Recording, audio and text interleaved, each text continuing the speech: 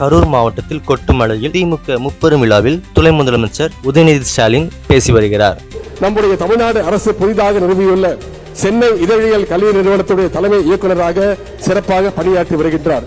இது அனைத்திற்கும் மேலாக முத்தமிழர் கலைஞருடைய வாழ்க்கை வரலாற்று நூலை கலைஞர் லைஃப் என்ற புத்தகமாக எழுதியவர். முத்தமிழர் கலைஞருடைய பெருவாழ்வை தன்னுடைய புத்தகத்தின் மூலமாக உலகமெங்கும் கொண்டு சேர்த்தவர் தான் திரு ஏஎஸ் பன்னீர்செல்வன் அவர்கள்.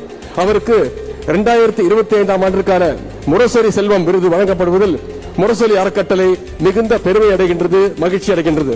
இந்த நேரத்தில் அவருக்கு நம்முடைய வாழ்த்துக்களையும் கரவொலியையும் தெரிவித்துக் கொள்வோம்.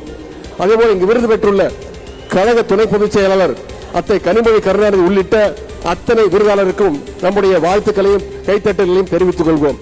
கழகத்திற்கு எவ்வளவோ சிறப்புகள் உண்டு, வரலாறுகள் உண்டு. அந்த வரலாறுகளின் வரிசையில் இந்த கரூர் முப்பெரும் விழாவும் நிச்சயம் இடம்பெறும். கலைஞர் அவர்கள் முதலாக நின்று வென்ற இந்த கரூர் மாவட்டத்திலிருந்து 4 தொகுதியிலிருந்து 2026க்கான கழகத்தின் வெற்றி கணக்கை துவங்குவோம். வெல்வோம் 200, படைப்போம் வரலாறு. நன்றி, வணக்கம்.